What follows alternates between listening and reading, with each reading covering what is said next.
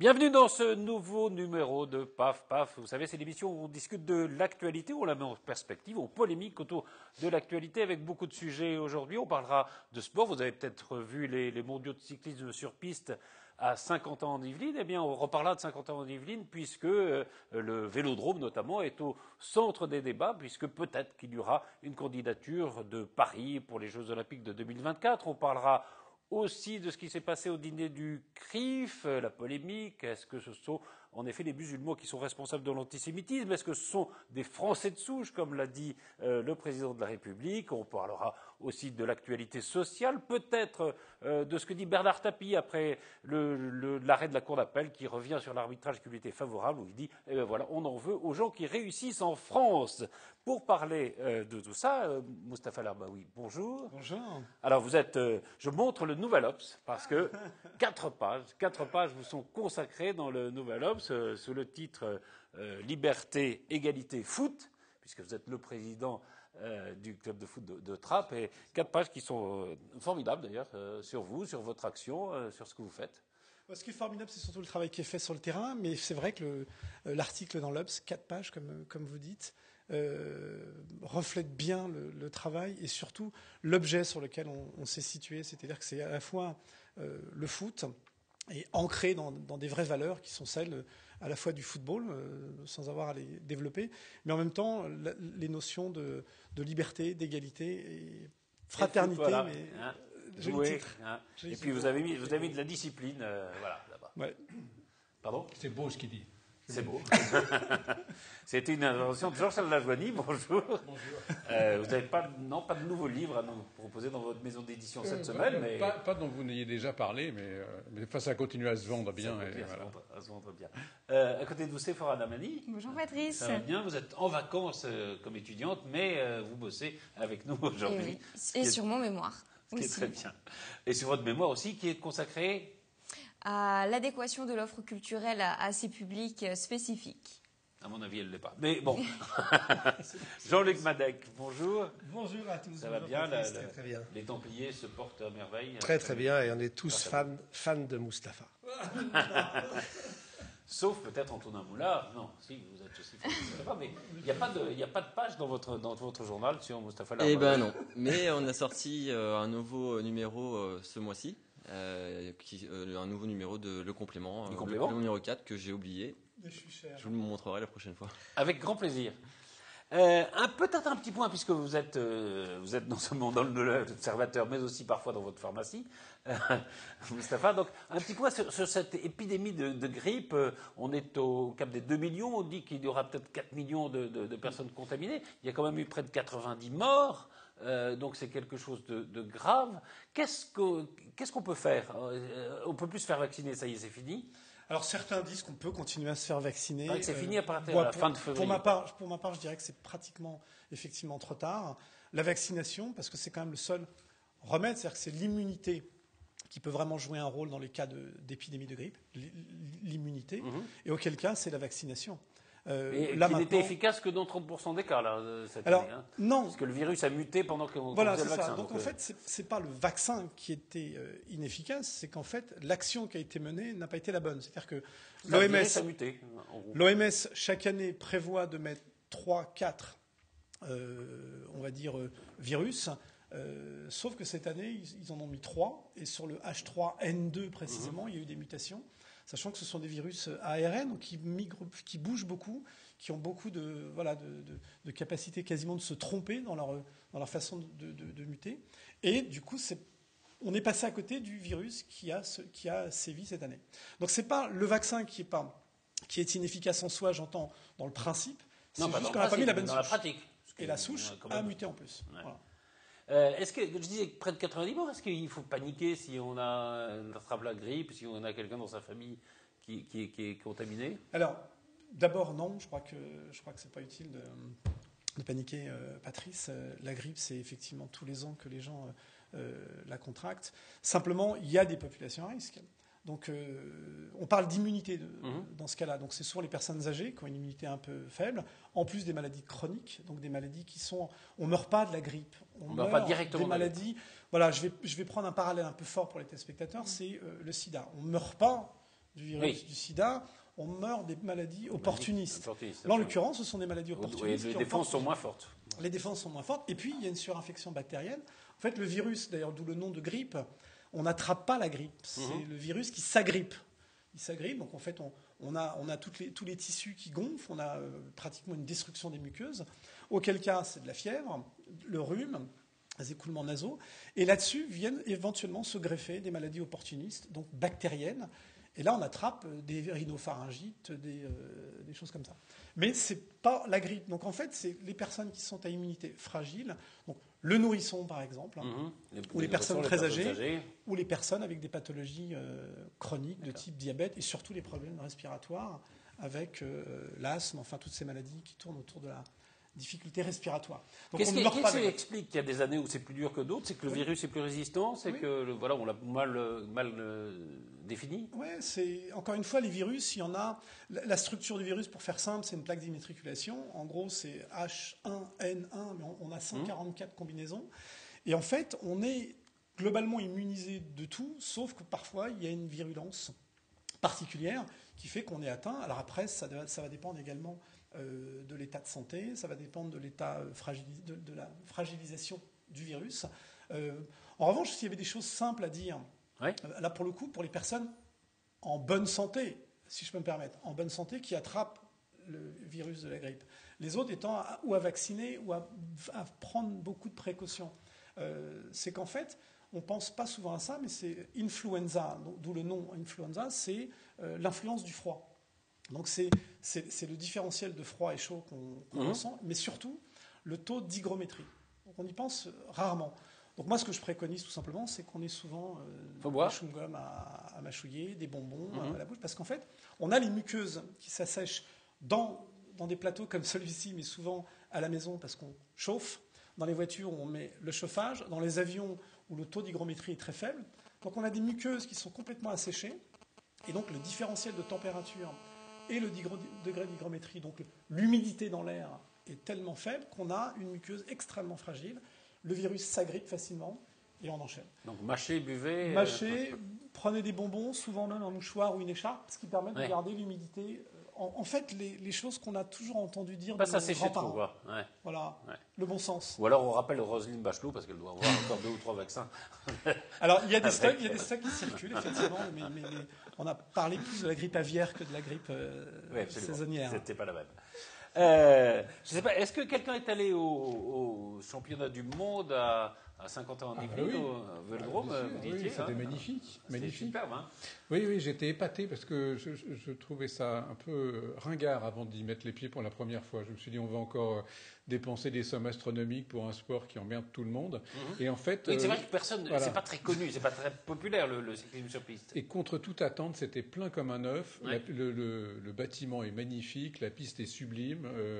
L'ambiance était absolument extraordinaire. Et puis en plus, spectaculaire. Il y a des champions français. Je veux dire, tout le monde est absolument scotché devant les performances physiques et extraordinaires de tous les athlètes. On voit au milieu de la piste, en plus, tous les acteurs, les sportifs qui sont là, qui s'entraînent, qui s'échauffent, les mécaniciens qui réparent les vélos. Enfin, c'était une expérience et un moment passionnant. C'est un vrai spectacle. À refaire. Enfin, j'y retournerai sûrement. Alors, on va sans doute reparler du Vélodrome de Saint-Quentin pour 2024, puisque Paris serait prêt à poser sa candidature aux Jeux Olympiques. Mais auparavant, on va peut-être voir quelques images de ces championnats du monde qui se sont déroulés la semaine dernière au Vélodrome de Saint-Quentin. 5 titres sur 19 possibles et 7 podiums au total. La France s'est illustrée lors de ces mondiaux de cyclisme. Poussée par son public, elle a atteint les sommets dès le premier jour de compétition. Et l'épreuve de vitesse par équipe, Michael Dalmeda, Grégory Boget et Kevin Siro, médaille d'or devant les Néo-Zélandais, disqualifiés pour un passage de relais hors zone.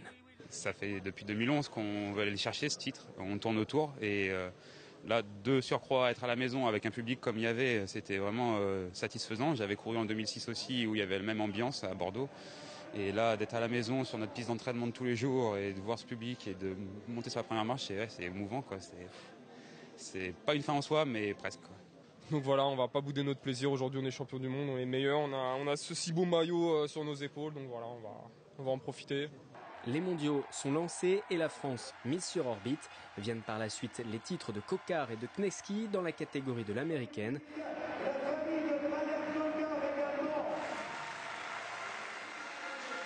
Et que dire de la victoire de Grégory Boget, né à Maisons-Laffitte-Livlinois, à 30 ans, décroche un 4e titre de champion du monde de vitesse.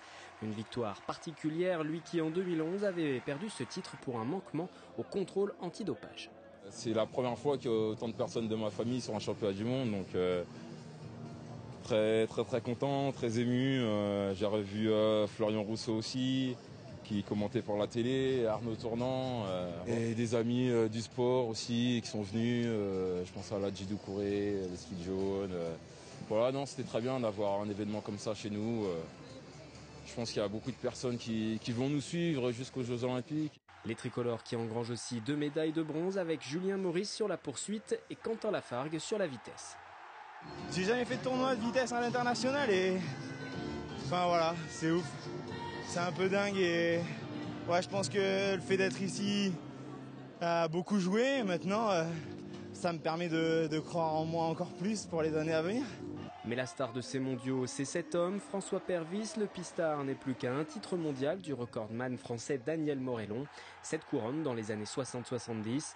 François Pervis, nouvellement installé à Saint-Quentin en Yvelines et qui a fait de ce Clairefontaine du cyclisme sa résidence secondaire, repart avec 2 titres supplémentaires. Lui qui était à 2 doigts de ne pas se présenter vise maintenant les Jeux Olympiques de 2016. Voilà, on progresse très bien, on sait où on va. Donc on a fait un très beau championnat du monde et on a su montrer à tout le monde qu'on savait être là le jour J. Et pour les Jeux Olympiques, on n'a vraiment pas peur. On n'a pas peur et on sait où on va et on a confiance en tout le monde. Seul point noir de cette compétition, l'absence de médaille chez les dames. Le vélodrome de Saint-Quentin, voilà qui ne sera pas à construire si jamais Paris obtient les Jeux Olympiques pour 2024. Je crois que la décision se fera en 2017. Maintenant, tout le monde a l'air d'accord. Pendant longtemps, Anne Hidalgo avait l'air un peu réticente. Elle a l'air d'être maintenant d'accord pour une candidature de Paris. Qu'est-ce que vous en pensez les uns et les autres, Antonin ? Oui, alors par rapport aux Jeux Olympiques, je trouve qu'il faudrait y réfléchir à 2 ou 3 fois avant d'accepter ou même de proposer une candidature. On a vu ce que ça a donné, par exemple en Angleterre la dernière fois. Le comité olympique a privatisé tout l'espace, a organisé tout comme il fallait organiser pour que le business démarre et court. Par contre, les citoyens n'ont pas eu leur mot à dire là-dessus et il y a eu une perte de souveraineté évidente. Moi, je pense que... Vous pensez qu'il faudrait un référendum, par exemple ? C'est pas une consultation populaire, non, je pense qu'il faudrait que ce soit les forces publiques qui organisent l'espace et pas le privé. Ah oui, mais alors là, on risque de creuser au contraire le déficit public plutôt que de faire prendre des risques. Oui, effectivement, c'est ce qui s'est passé d'ailleurs en Grèce avec les Jeux Olympiques qui ont eu lieu. Alors c'était pas la fois précédente, mais la fois d'avant. Et on a vu dans quel état ça a participé à mettre le pays. La Grèce notamment. C'était pas une gestion publique. Ça va ? Non, je pensais qu'on parlait des Jeux Olympiques il y a 2000 ans. Effectivement, il y a 2000 ans, le déficit est resté très fort. Mais non, de toute façon, il faut toujours réfléchir à 2 fois avant ce genre de. Non, c'est vrai que si on regarde quand même ce qui s'est passé un peu partout, aucune ville ne s'en est remise des Jeux Olympiques. Sauf que c'est pas comptable. C'est 1 point de PIB. Voilà, c'est pas comptable. Obligatoire. Enfin, en plus pour un pays, c'est absolument extraordinaire. Donc après, je veux dire.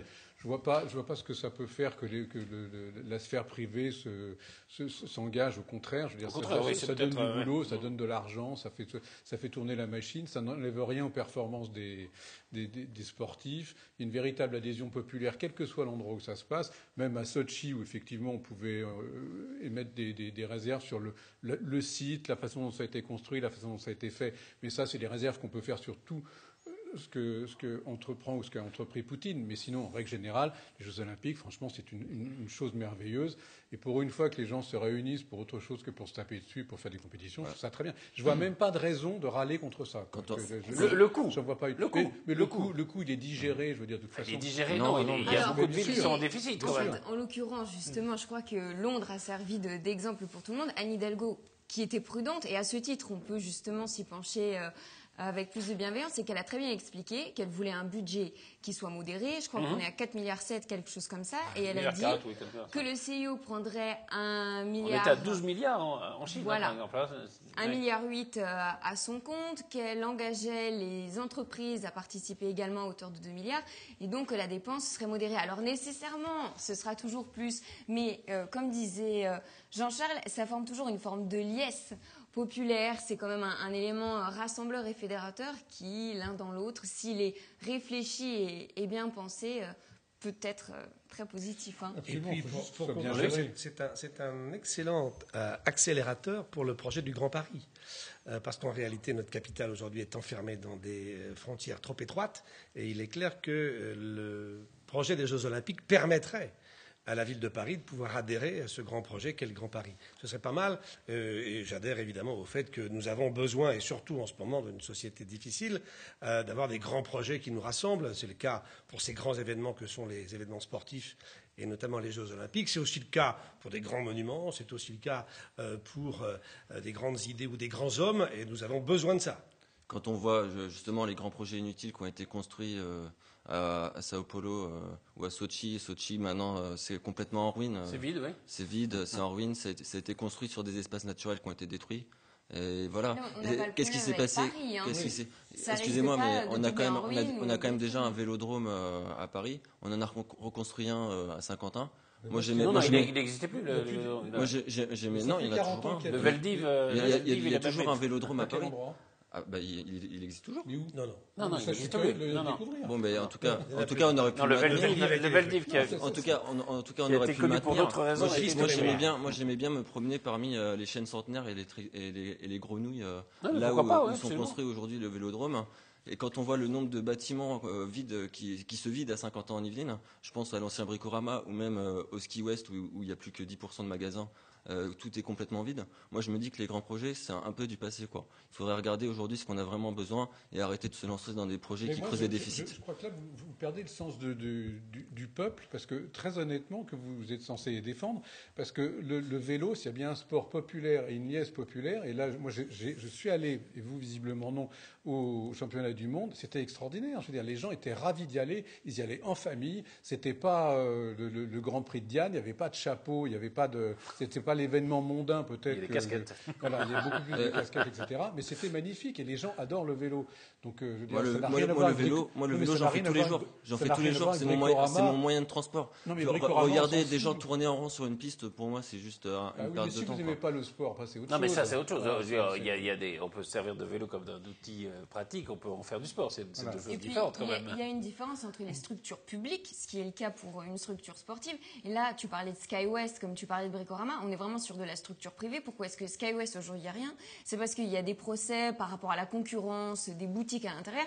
On est quand même dans un autre domaine. Et la réflexion a d'autres fondamentaux. C'est du partenariat public-privé. On fait construire des trucs inutiles parce que ça plaît aux industriels et que les politiques en tirent une gloire phénoménale. Non, parce que les États n'ont plus d'argent et qu'ils sont obligés de trouver des projets. Il n'y a strictement aucun rapport entre Bricorama et le vélodrome. Aucun. Je veux dire, on peut être d'une mauvaise foi absolue, on n'en trouvera jamais aucun. On ne va pas faire du vélo chez des bâtiments de Bricorama, donc ça n'a aucun rapport. Des bâtiments qui vivotent. Non, l'argument quand même, c'est vrai que l'Australie a perdu 2 milliards, il y a des villes qui ont mis 30 ans à rembourser les dettes qu'elles ont dû faire pour organiser les Jeux Olympiques. C'est ça le problème, c'est qu'aujourd'hui, on est en effet dans une société où l'argent ne coule plus à flot.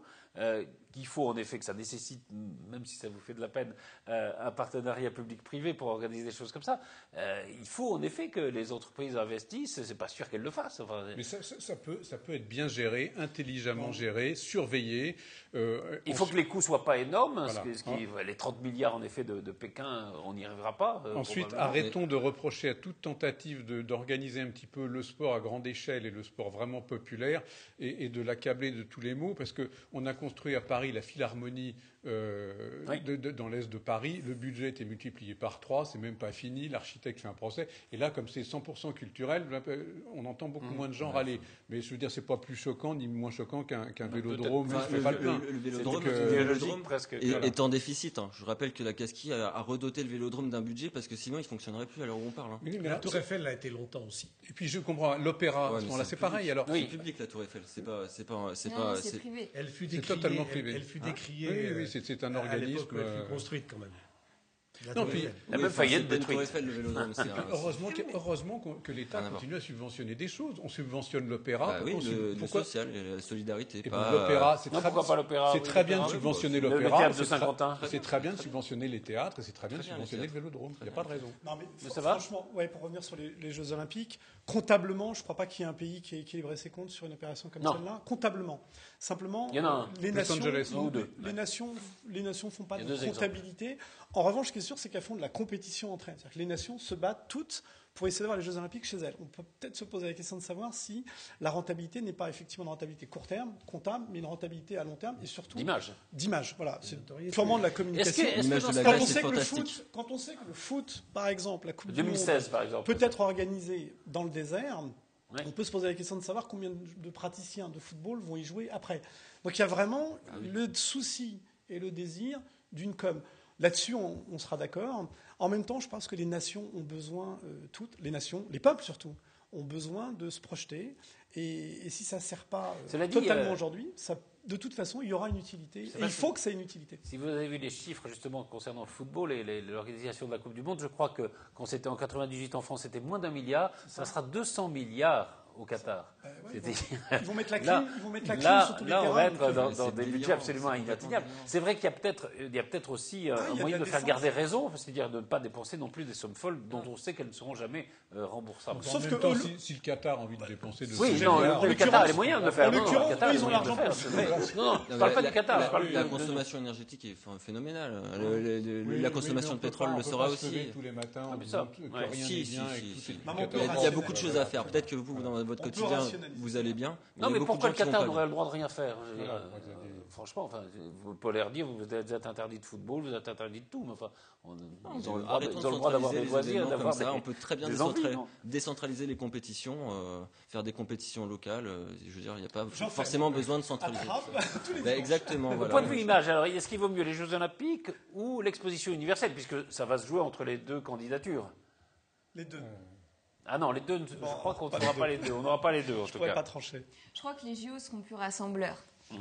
C'est plus populaire, oui, probablement. Voire plus rentable. Très bien. Peut-être un autre sujet, la polémique déchaînée par les propos de Roger Kuckerman, le président du CRIF, qui a déclaré Marine Le Pen est irréprochable en matière d'antisémitisme, pas forcément tout le Front National, mais enfin l'antisémitisme il est dû principalement à quelques musulmans. Il n'a pas montré du doigt tous les musulmans, mais quelques musulmans. Évidemment, les propos ont fait scandale. Qu'est-ce que vous en pensez? Mustafa, par exemple. Je vais répondre le premier. Ouais. Je pensais que c'était plutôt le citizen Mustafa qu'on avait invité, mais finalement, c'est à moi que revient cette charge de répondre. D'abord la première chose. Non, mais tout le monde va répondre. Non, mais je plaisantais. La première chose, c'est que moi, ça me gêne qu'on tout de suite on saute sur les propos d'un homme qu'il aurait eu probablement qui dépasse sa pensée ou qui n'était pas d'une grande précision. Ça reste quelqu'un que je connais, pour le coup, que je suis, et sur lequel on ne peut pas lui reprocher d'avoir voulu ou préméditer ce type on va dire, de propos polémiques. Ça, c'est la première chose. La seconde chose, qu'est-ce qu'il dit? Il dit finalement, Marine Le Pen a une stratégie et qui est globalement la bonne, puisqu'il dit lui-même, elle est insoupçonnable.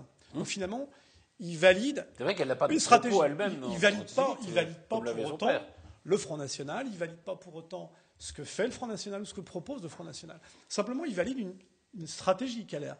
Et pour le coup, il n'a pas tort. Sauf que tout le monde doit bien décrypter ça. Ça veut dire, elle ne dit pas ça, simplement, il y en a beaucoup d'autres qui le disent pour elle.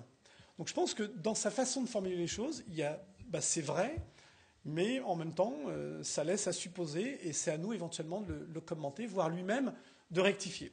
Ensuite, sur les musulmans responsables, c'est-à-dire les gens qui ont commis des actes et qu'on a qualifiés, qu'on a rapprochés de la communauté musulmane, si tant est qu'il y ait une communauté, en l'occurrence. Oui, de la même façon, c'est vrai que c'est compliqué de dire qu'il n'est pas musulman s'il est musulman. On l'a présenté comme étant comme tel. De la même façon, il a dit les choses comme elles sont. Donc, moi, je ne suis pas du tout choqué par ce qu'il a dit. C'est plus ce qu'on a voulu lui faire dire qui me gêne et la manière dont on s'est accroché finalement à lire entre les lignes. Pas du tout choqué. En revanche, ça nécessite d'être précisé et il l'a fait lui-même. C'est caricaturé ces propos-là, il faut faire très très attention. Moi je l'ai écouté en direct, je trouve que je n'ai pas été choqué comme Mustapha de ce qu'il a dit. Non, parce qu'il n'a pas dit tous les musulmans. Non, la façon dont il l'a dit et ce qu'il a dit n'était pas choquant. Ensuite, évidemment, c'est très vite caricaturé parce qu'on a besoin de faire du buzz autour d'événements qu'on crée ou qu'on essaye de créer. On n'avait pas le droit de dire les choses. Quoi. Bon, voilà. Donc là aussi, précisément, le politiquement correct est encore plus dangereux que ce qu'a dit cette personnalité. Par contre, je trouve qu'il faut arrêter d'exacerber en permanence les contacts, les dialogues parlant de la religion. Quoi. Stop. Et ça devient dangereux.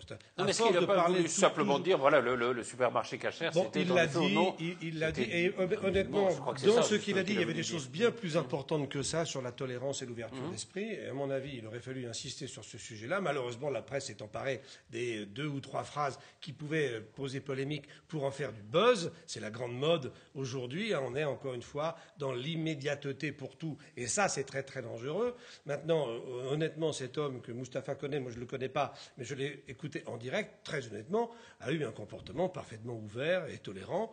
Ce qu'il a dit, finalement, il a mis le doigt sur des choses qui paraissent peut-être pas politiquement correctes, mais il a juste appuyé sur des phénomènes, je dirais, de tendances lourdes sur lesquels il essaie d'interpeller la société. C'est une bonne chose, je trouve, que des personnalités en vue de ce niveau interpellent la société. Voilà. Juste un mot.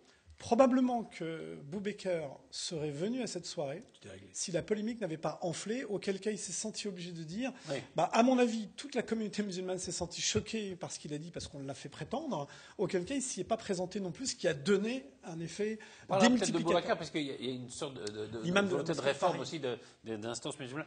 Sephora moi, j'ai pas entendu le propos de Kuckerman. Maintenant, j'aimerais quand même souligner plusieurs choses. À l'époque de Dreyfus, l'antisémitisme n'était pas le propre des musulmans. C'était pas eux qui étaient en cause. Je pense vraiment que... Oui, c'est le problème. Est-ce que c'est le même antisémitisme qu'au début du siècle ? Écoutez, l'antisémitisme...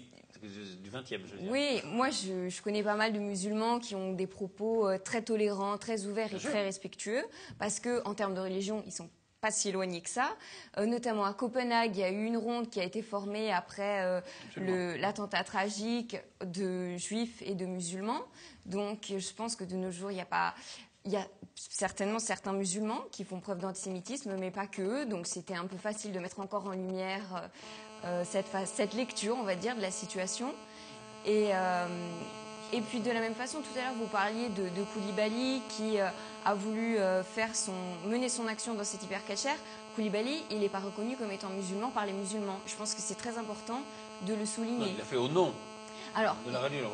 Il a fait au nom de ça. Dans les détails de savoir c'est ça. Mais je pense qu'en fait, les vrais religieux... Je pense que c'est juste ça. Faites attention à cet argument, parce que si vous dites que Koulibaly n'est pas reconnu comme un musulman par les musulmans, ça veut dire que les 2 autres, en revanche, sont reconnus comme étant des musulmans. Les Kouachi non plus. Faudrait pas. Non, mais c'est un terrain dangereux. Il faut commencer à dire lui, il est bon musulman et le musulman.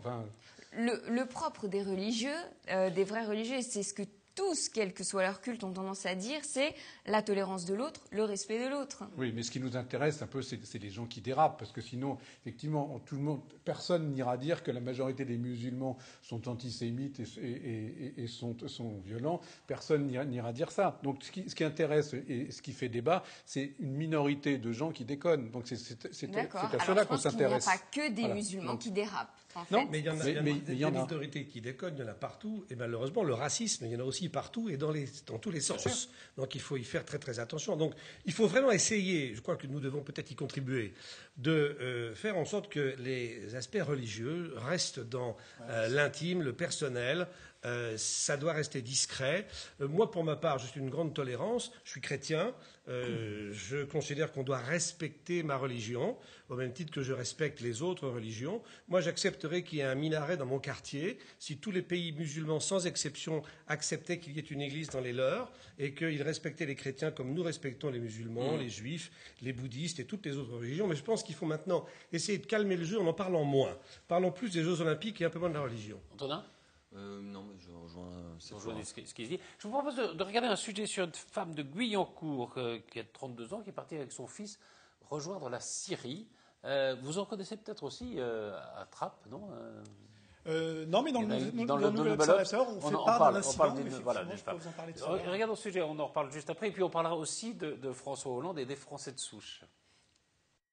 C'est l'étonnement et l'incompréhension qui règnent en mairie de Montigny ce mercredi quand les agents découvrent chez nos confrères du Parisien un article signalant qu'une animatrice de la maison de quartier André Malraux, située dans le quartier des Prés, serait partie faire le djihad en Syrie. La jeune femme de 32 ans était employée en qualité d'animatrice famille, elle avait donné sa démission et quitté son poste jeudi dernier. C'est samedi qu'elle aurait rejoint la Turquie avec son fils de 4 ans. En mairie, on précise que l'équipe de la maison de quartier a été abasourdie par la nouvelle. Elle ne montrait aucun signe de radicalisation ni dans ses propos qui étaient cohérents ni dans ses vêtements. La semaine dernière, elle a encore assisté à une réunion d'équipe et tout s'est très bien passé, explique-t-on en mairie. La municipalité précise travailler de concert avec l'association DIR afin de mener un travail de sensibilisation auprès des jeunes de la ville. La mairie a aussi demandé à l'association des musulmans de Montigny de faire preuve de vigilance. Du côté de la mairie de Guyancourt, où résidait cette jeune femme et sa famille, aucun commentaire à apporter. La mairie dit avoir découvert l'affaire dans les colonnes de nos confrères du Parisien. Voilà, donc oui, c'est vrai que ça existe. Vous avez eu un cas comme ça. Oui, alors, dans le même journal, on a fait part d'une famille ou de gens qui sont partis en Syrie pour la mairie de Trappes, en l'occurrence. Dans le Nouvel Obs, c'est pas compliqué. On a eu ce reportage en immersion pour le club. Et puis on a eu cet incident. Effectivement, une dame qui est venue un mercredi après-midi chercher son fils. Et donc elle est venue au club de foot parce que son fils avait dit qu'il était parti en tournoi de foot. Donc un argument, tous les arguments pour dire qu'il ne serait pas là. Et effectivement, on s'est aperçu ensuite qu'il était parti, probablement. Cela étant, c'est ni pas forcément à Guyancourt ou à Trappes, on en entend parler dans les villages français, en Bretagne, dans la Nièvre. Ce que je trouve intéressant, dont on ne parle pas encore beaucoup, c'est l'inverse. Il y a un certain nombre de gens qui partent pour lutter contre Daesh. Et il y a notamment un Anglais qui a vendu tout de sa propriété, ses voitures. Il a réalisé toute sa fortune pour partir combattre. Il dit « je ne reviendrai que quand on aura eu la peau de Daesh ». Il y a d'autres Européens qui partent. Et je trouve que c'est un truc assez intéressant aussi, parce que c'est une sorte de brigade internationale, on peut dire. Oui, c'est de savoir d'ailleurs si on est en guerre ou pas. Ça s'est passé au XIIe siècle déjà. Et des nobles avaient fait comme ça don de leur fortune et de leur personne.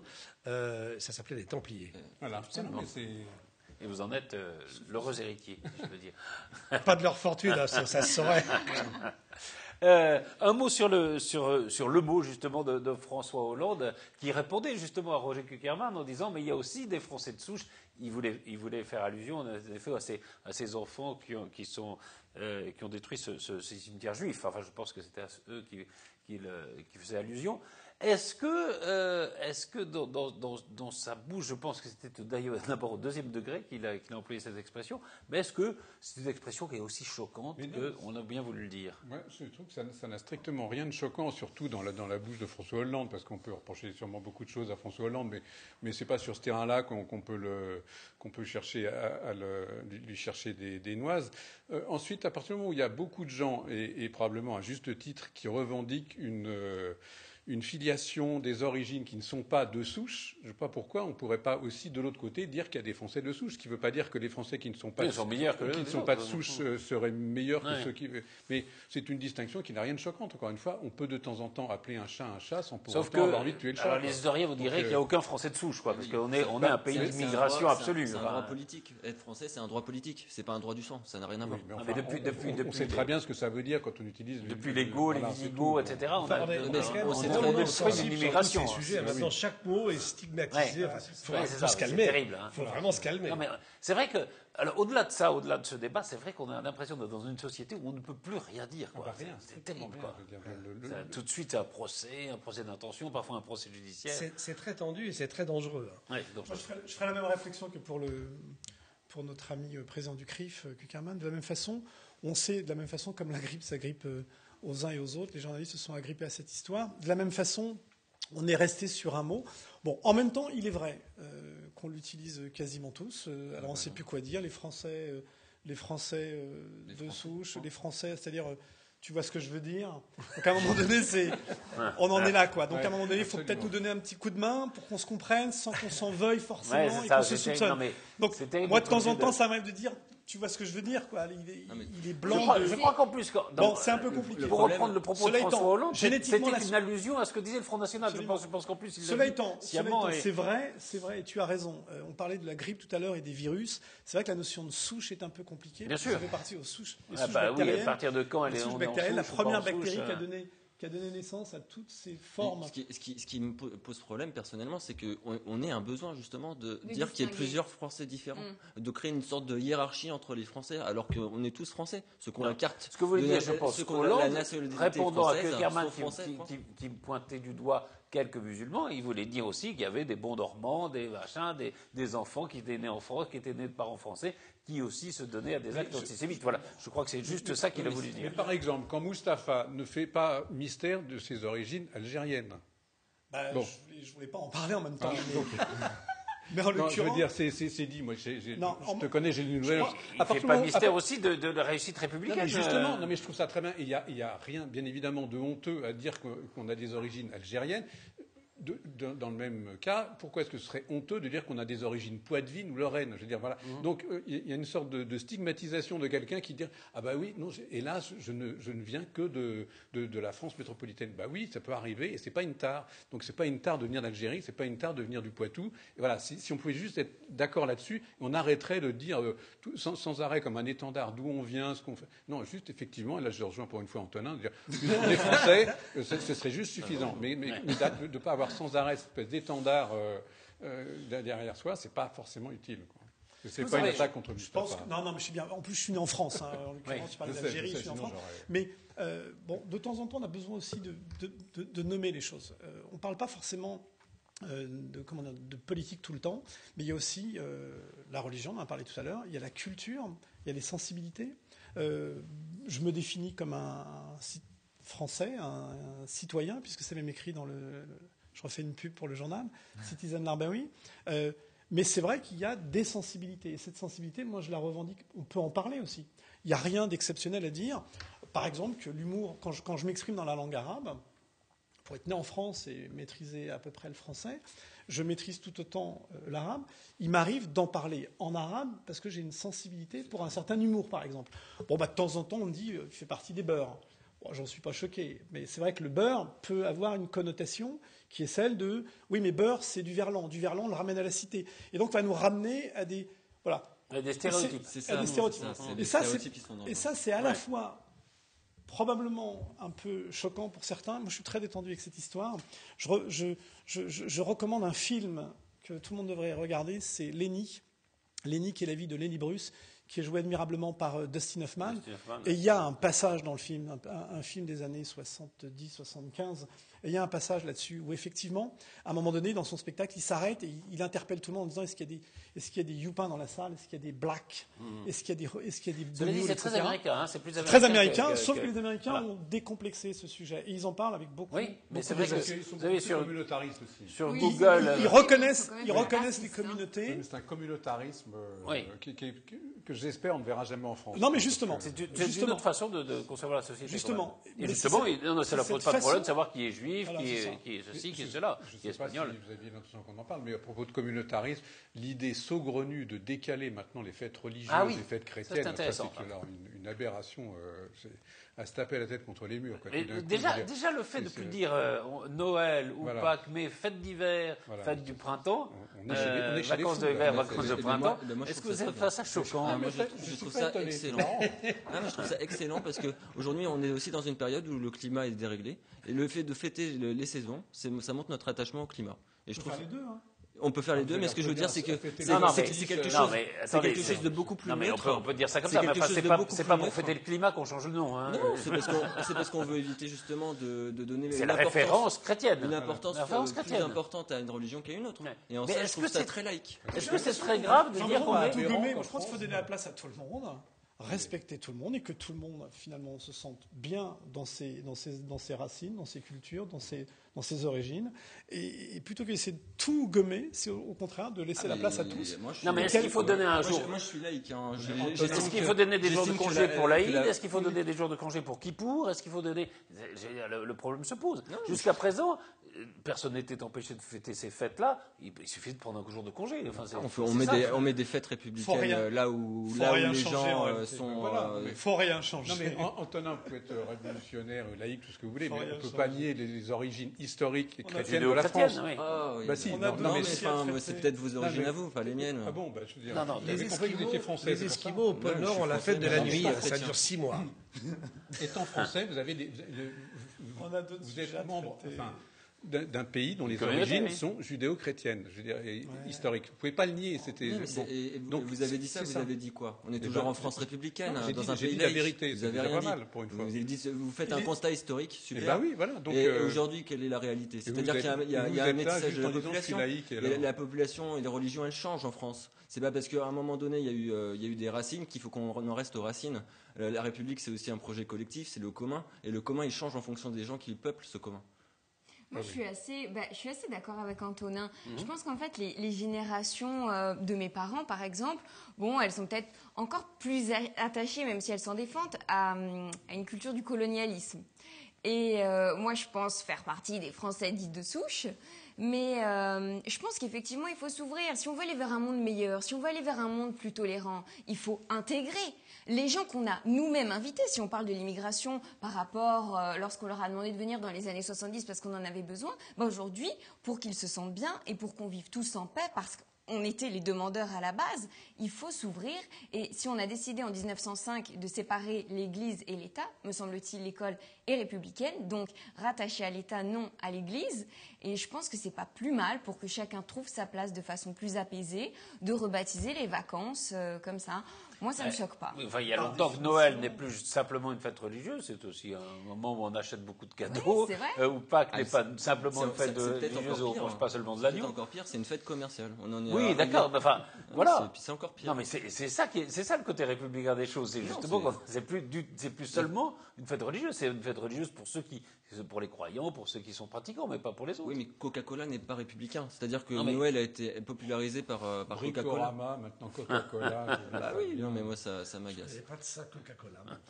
Moi, je trouve que le Père Noël rouge, c'est Coca-Cola qui l'a. Non, mais est-ce qu'il faut aller au bout de ce principe? Alors, c'est ce que vous dites, au fond. Il faudrait aller au bout de ce principe, c'est-à-dire faire des jours fériés selon les religions de chacun. Justement, je pense que la religion doit rester en dehors de l'école. L'école est la République, c'est-à-dire qu'il n'y a pas de jours fériés. Les gens qui ne veulent pas aller en classe pour fêter leur fête, qu'ils le fassent, qu'ils en prennent la responsabilité, et il n'y a aucun souci. Pas de jour férié. Mais par contre, laïciser complètement, en étant complètement honnête l'école, oui, je pense que ce serait... Vous préférez fête de vacances d'hiver à vacances de Noël? Je pense que ce serait plus porteur et que ça pacifierait les relations et chacun se sentirait plus intégré. Dans les écoles primaires, justement, on parlait des Français dits de souche. Qu'est-ce qu'ils se disent les enfants? L'enfant qui va être, par exemple, blanc, qui peut avoir des parents qui ne sont pas forcément très tolérants et très ouverts. Je l'ai entendu, moi. Je suis en contact avec des enfants. Qu'est-ce qu'ils vont dire à un noir ou justement un français d'origine maghrébine? Ah non, mais toi, t'es pas français. Ah non, mais toi, t'es qu'un sale noir. C'est dommage, mais c'est entretenu en fait. Je pense que c'est tout un système qu'il faudrait repenser. Je vois pas le rapport avec Noël. Parce que justement, si on laïcisait complètement cet espace républicain, ça pacifierait les relations, chacun se sentirait plus accepté et à force, à long terme, les mentalités évolueraient et les mentalités deviendraient plus tolérantes. J'ai pas tout compris là. Honnêtement. Si, il faut faire un petit effort, Jean-Charles. Bien sûr que tu as compris, fais pas l'idiot. Je vois pas en quoi le fait de cependant, je trouve Noël que ces arguments sont des arguments intelligents. Patrice posait la question de savoir si nous accepterions qu'il y ait des fêtes religieuses autres que les fêtes chrétiennes. La réponse est, de la part de nos jeunes amis, plutôt non, restons laïcs, faisons en sorte que les vacances soient les vacances et qu'on ne les attache pas automatiquement à une notion religieuse.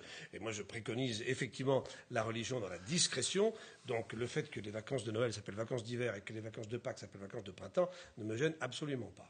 Très bien. Voilà qui est dit. Donc tout le monde n'est pas d'accord avec ça. Est-ce que quelqu'un a acheté le dernier Charlie Hebdo? J'ai acheté l'Express. Non, le nouvel Obs, non? Ça va pas la tête. L'Obs, il est plus nouveau. Hein, Charlie Hebdo, c'est un événement incroyable parce que 8 millions de journaux vendus. Non, 8 millions imprimés. Imprimés, parce que la semaine dernière, il en restait encore plein dans les kiosques. 8 millions, je ne sais pas combien il y en a de vendus, 8 millions imprimés. Bon, il y a un effet panurgesque évident. Là, maintenant, il y a 2,5 millions, je crois, imprimés, donc. Ils sont pas encore vendus. Mais il y a surtout, visiblement, par rapport à 10 000 abonnés au départ, maintenant 250 000. Bon, visiblement, il y a quand même une prise de conscience de la société française à l'égard de la liberté d'expression. Bon, c'est plutôt pas mal. Oui, c'est un geste, oui. Je crois que c'est bien que nous soyons conscients de la nécessité de soutenir la liberté d'expression. Si ça passe par 2,5 millions de ventes de Charlie Hebdo, très bien. Vous me connaissez sur le sujet, je ne suis pas tellement un suiveur, mais par contre, je me réjouis que la société française ait pris une position favorable à la défense de la liberté d'opinion. Est-ce que ce qu'on a appelé l'esprit du 11 janvier, est-ce qu'il n'a pas duré 3 jours, quoi? Non, je pense que l'événement a marqué la société française incontestablement. On ne peut pas dire que ça a duré 3 jours. Que par contre, le profit qu'en a tiré quelques leaders politiques n'ait pas duré très longtemps, ça c'est un fait. Il y a qu'à regarder les sondages, ils sont significatifs. En même temps, je pense que la société française, et la société d'ailleurs tout entière, ça s'est su dans le monde entier, a pris conscience de la nécessité de défendre cette forme de liberté qu'est la liberté d'expression. Un mot, puisque vous avez la parole, peut-être sur la modernisation du dialogue social voulu par Manuel Valls. Écoutez, je bois du petit lait et en même temps, je suis extrêmement contrarié. Je bois du petit lait parce qu'enfin, on considère la nécessité d'améliorer le dialogue social. Waouh, ça veut dire quoi? Ça veut dire qu'on doit favoriser, on le sait, la reconnaissance de vrais groupes permettant aux salariés de toutes les entreprises, les toutes petites comme les très grandes, de s'exprimer et d'être reconnus. Pas seulement les fonctionnaires. Pas seulement les fonctionnaires. En même temps, les corps intermédiaires, bien sûr, pardon d'insister, d'employer toujours la même formule, mais quand même, ça a son importance.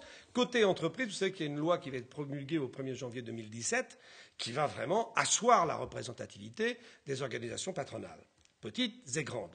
Aujourd'hui, qu'est-ce qu'on voit? Pourquoi est-ce qu'il y a un échec? Eh bien, parce qu'on a mis en face le MEDEF, avec la CGPME et l'UPA, mais qui ne sont hélas qu'inaudibles, avec les grands syndicats salariés qui, on le sait, ne représentent en réalité que les salariés des grandes entreprises et de la fonction publique. Ça a été un échec, c'est normal. Maintenant, je pense que le gouvernement Emmanuel Valls serait inspiré d'aller plus loin dans cette réforme, de trouver les moyens de faire en sorte que le dialogue social puisse s'intégrer dans les petites entreprises. Alors, pour ce qui nous concerne, très souvent, nous disons, mais attendez, le dialogue social, il existe tous les jours chez nous. Moi, je suis patron de mon restaurant. Tous les jours, j'ai évidemment réunion avec l'ensemble de mes collaborateurs. Et nous parlons beaucoup ensemble. Il n'y a pas de formalisation. Mais il n'y a pas de formalisation. Alors, il en faut un peu. Il ne faut pas non plus que ce soit l'invention de nouvelles usines à gaz. Ce serait terrible. Mais oui, je pense seuils, que etc., oui. Dans le domaine du dialogue social, il faut casser les codes. La représentation aujourd'hui est archaïque, totalement dépassée. Nous avons des moyens à notre disposition qui nous permettent de pouvoir communiquer très vite, très facilement et de façon profonde. Il faut les utiliser. Alors, comment est-ce qu'on peut mettre ça dans une loi? Ça va être difficile, mais en même temps, il faut, je crois, de nouveaux interlocuteurs dans ces débats, et peut-être que Manuel Valls serait inspiré d'en trouver. Est-ce qu'il y a pas un problème politique? C'est-à-dire, est-ce que Manuel Valls a encore la majorité de sa politique? Alors, bien sûr, vous avez vu qu'il est minoritaire. Cependant, je vous disais il n'y a pas très longtemps que Emmanuel Macron serait vraiment un fusible. Pour l'instant, je trouve que Emmanuel Macron tient. Il est extrêmement résistant. Et on s'apercevra, d'ailleurs, ça commence déjà au fil du temps, que ce qu'il préconisait en termes de réformes va plutôt dans le bon sens. C'est encore très timide, mais ça va dans le bon sens. Espérons que nous allons accélérer le mouvement et faire en sorte que les réformes dans ce pays soient des réformes profondes. Elles sont absolument indispensables. Hélas, nous avons l'habitude, pour ce qui nous concerne, de faire les réformes dans les douleurs ou dans la violence. On a coupé la tête du roi, on a fait des révolutions. Là, on a vu que le dialogue social ne marchait pas. Et donc, je pense qu'il faut casser les codes. Nous sommes probablement dans une période où nous allons pouvoir casser les codes. Je parlais de renverser la table. Casser les codes, c'est bien aussi. Mais en tous les cas, je crois que le dialogue social est indispensable, mais il faut l'intégrer dans toutes les petites entreprises sans pour autant passer dans les structures d'aujourd'hui qui sont archaïques, dépassées. Bravo. Non, mais moi là-dessus, ça, non, plus rien. Non, moi la grippe, éventuellement, je peux redire un mot.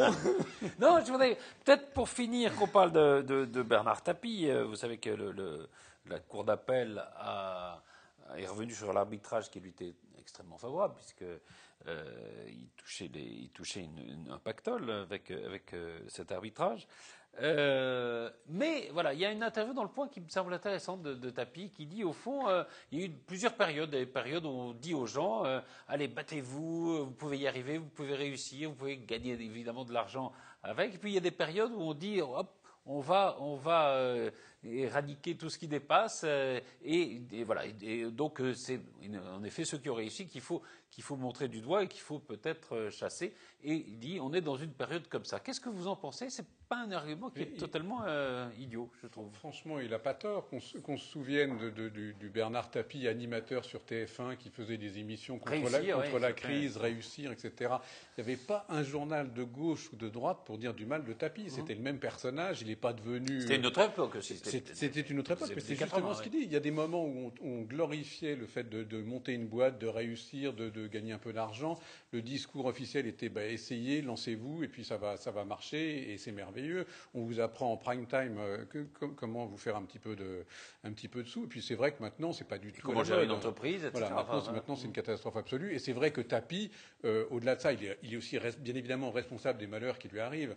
Mais on ne va pas rentrer dans le détail de l'arbitrage, etc. Il a raison sur cet aspect-là. C'est vrai qu'en France, on n'aime pas tellement les gagnants, on n'aime pas les gens qui réussissent. Il y a toujours, on n'aime pas l'argent, on aime bien en avoir, mais il ne faut pas le dire. La bonne preuve, c'est que jamais personne ne dit combien. On est un des seuls pays du monde où on ne peut pas dire combien on gagne. Enfin, je veux dire, quand on pose la question à quelqu'un combien tu gagnes, jamais on le dit. Que ce soit à un animateur télévisé, à la radio, systématiquement, les journalistes balancent sur les hommes politiques qui reçoivent, sur les sommes indues, etc. Jamais l'homme politique ose dire au type qui l'interviewe, mais vous gagnez combien à faire France Inter, La 5 et Canal+. Jamais. Jamais. On n'ose pas. C'est une sorte de tabou. Donc, en ce sens, Tapie a tout à fait raison. En même temps, je crois que la France, et ça c'est très typique, adore brûler ses idoles. Vous regardez dans l'histoire, on monte des gens au pinacle, soit sportifs, hommes politiques, industriels, on les monte au pinacle et puis ensuite on adore les brûler. Ça c'est génétique dans notre pays. Par contre, il y a quelque chose que Tapie a de particulier, c'est qu'il a été une idole, il a été un grand industriel, il a été un excellent meneur de jeu dans le football, il a été un bon acteur, et on cherche à le brûler. Et il a une capacité de résistance absolument incroyable. Et c'est ça, quelque part, que les Français aiment en lui, parce que vous avez vu que si on devait analyser sa cote de popularité... Il n'est jamais au tapis, si je peux dire. Voilà, il n'est jamais au tapis, et il est extrêmement combatif, et il n'est jamais plus combatif que lorsqu'il est en situation de victime. Et ça, le Français adore. Alors d'un côté, on aimerait bien le brûler parce que c'est une idole, et donc on la brûle. Et de l'autre côté, on trouve que le côté Robin des Bois du bonhomme est plutôt attachant. Donc voilà. Non, là-dessus, pour moi, je pense que l'interview de Tapie, c'est juste un délire de persécution des riches, quoi. Aujourd'hui, quand on regarde l'explosion des inégalités, tout simplement, ce que dit Tapie ne se vérifie pas. Les riches sont encore plus riches. Les pauvres sont encore plus pauvres. Qu'il y a beaucoup de gens qui quittent la France, qui vont à l'étranger. Mais grand bien leur face. Si ça leur plaît plus d'être français, qui partent, on fera démocratie ensemble. Je pense que là, il y a surtout un manque de solidarité. Moi, effectivement, si je devais payer l'ISF reversé à l'époque, vu que maintenant ça n'est plus le cas, 75% de ma fortune, je serais malheureuse, c'est une évidence. Pourquoi est-ce qu'on a envie de partager... C'était 1 million, c'était plus que l'ISF. Mais pourquoi partager ce qui est à soi? Mais il y a quand même justement cette montée de l'individualisme, et on n'a on n'a pas envie d'être solidaire, tout simplement. Je pense que c'est surtout ça. Et après, on met beaucoup en lumière cette espèce de culte de l'échec, il ne faut pas montrer qu'on réussit et tout. Si tant est que ce soit le cas, j'en sais rien, moi je le vois pas comme ça. Mais en tout cas, ça, ce serait aussi quelque chose à démonter et à reconstruire. L'instruction est importante, faire des études, c'est bien parce que mine de rien aussi, de jour en an, on considère qu'il n'y a que le commerce qui prévaut. Et puis les études, ça sert plus à rien. La culture, c'est has-been. C'est pareil, ça sert plus à rien, alors que c'est faux. Je me souviens une fois, vous êtes là. Voilà, Jean-Luc qui disait que pour qu'une démocratie, et je m'en souviendrai toute ma vie, je pense, pour qu'une démocratie fonctionne, il fallait que la population soit instruite. Et il faut être instruit, il faut chercher à réussir, parce que sinon, c'est tout le système qui s'effondre. Bien sûr. Mais une réussite collective. Ça va. La seule chose que ça m'évoque, cette histoire de Bernard Tapie, c'est que j'ai l'impression que c'est toute la France qui se cherche. On a l'impression que on ne sait pas si on va partir sur un modèle, pour le dire, on parlait des modèles communautaristes ou au contraire sur ce modèle républicain. Ensuite, sur un modèle économique qui serait plutôt capitaliste ou au contraire un modèle plutôt socialiste ou plutôt social-démocrate. Et cette affaire-là me laisse à penser que c'est toute la France qui se cherche et il sera probablement... Alors, je ne vais pas parler de victime par rapport à son procès ou par rapport à sa personne, mais que ça peut être une victime par rapport à toute la société qui se cherche. On est en train de chercher un modèle et on ne l'a pas trouvé. Moi, je ne sais plus que dire parce que mon idole veut quitter la France, Ribéry, mon maître à penser, donc il veut devenir allemand. Est-ce que c'est très grave? Est-ce qu'on pourrait pas avoir une nationalité européenne après tout?